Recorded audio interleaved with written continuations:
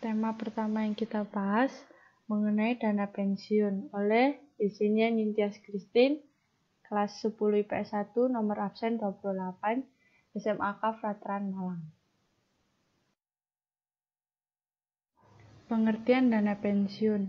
Dana pensiun adalah sekumpulan aset yang dikelola dan dijalankan oleh suatu lembaga untuk menghasilkan suatu manfaat pensiun, yaitu suatu pembayaran berkala yang dibayarkan kepada peserta pada saat dan dengan cara yang ditetapkan dalam ketentuan yang menjadi dasar penyelenggaraan. Program pensiun di mana pembayaran manfaat tersebut dikaitkan dengan pencapaian usia tertentu. Yang kedua adalah fungsi dari program pensiun. Fungsi program pensiun sendiri terbagi menjadi 3. Fungsi asuransi, tabungan, dan pensiun.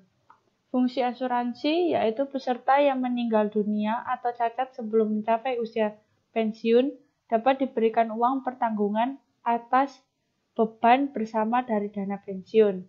Sedangkan yang kedua, fungsi tabungan yaitu himpunan iuran peserta dan iuran pemberi kerja merupakan tabungan untuk dan atas nama peserta sendiri. Iuran yang dibayarkan oleh karyawan dapat dilihat setiap bulan sebagai tabungan dari para pesertanya. Dan fungsi yang ketiga yaitu pensiun.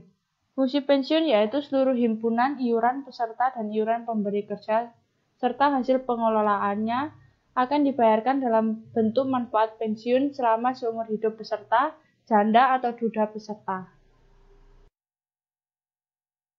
Asas-asas dana pensiun. Yang pertama, penyelenggaraan yang dilakukan dengan sistem pendanaan. Yang kedua, pemisahan kekayaan dana pensiun dari kekayaan pendiri. Yang ketiga, untuk mendirikan dana pensiun. Yang keempat, penundaan manfaat. Yang kelima, pembinaan dan pengawasan. Dan yang keenam, kebebasan. Jenis-jenis kelembagaan dana pensiun meliputi dana pensiun pemberi kerja atau DPPK dan dana pensiun lembaga keuangan atau DPLK. Dan ini adalah materi yang kedua yang akan kita bahas sekarang. Materi yang kedua yaitu tentang lembaga pembiayaan.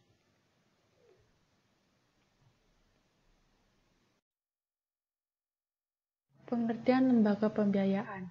Lembaga pembiayaan yaitu badan usaha yang melakukan kegiatan pembiayaan dalam bentuk penyediaan dana atau barang modal dengan cara tidak menarik dana secara langsung dari masyarakat. Jenis-jenis lembaga pembiayaan terdiri dari leasing dan finance. Leasing sendiri adalah kegiatan pembiayaan dalam bentuk penyediaan barang modal selama jangka waktu tertentu berdasarkan pada pembayaran secara angsuran. Ini terdapat pada Peraturan Presiden Nomor 9 Tahun 2009. Sedangkan finance adalah suatu pinjaman yang diberikan kepada debitur untuk pembelian barang dan jasa yang dikonsumsi oleh konsumen, dan bukan untuk tujuan produksi ataupun distribusi. Transaksi leasing meliputi fleksibilitas, fee yang relatif murah, penghematan pajak, tidak terlalu complicated, kriteria yang cukup longgar, dan proses yang cepat. Dan kelemahan transaksi leasing meliputi biaya bunga yang cukup tinggi, kurangnya perlindungan hukum, dan proses eksekusi leasing macet yang cukup sulit. Yang terakhir yang akan saya presentasikan yaitu mengenai pegadaian.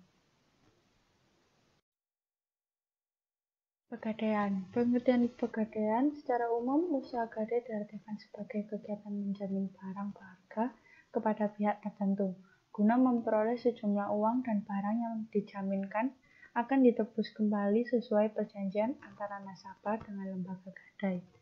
Pegadaian juga memiliki fungsi yang pertama mengelola keuangan, perlengkapan kepegawaian dan pendidikan. Yang kedua mengelola organisasi, tata kerja, DNA tata laksana pegadaian. Pegadaian terdiri menjadi dua bagian, yaitu pegadaian konvensional dan pegadaian syariah.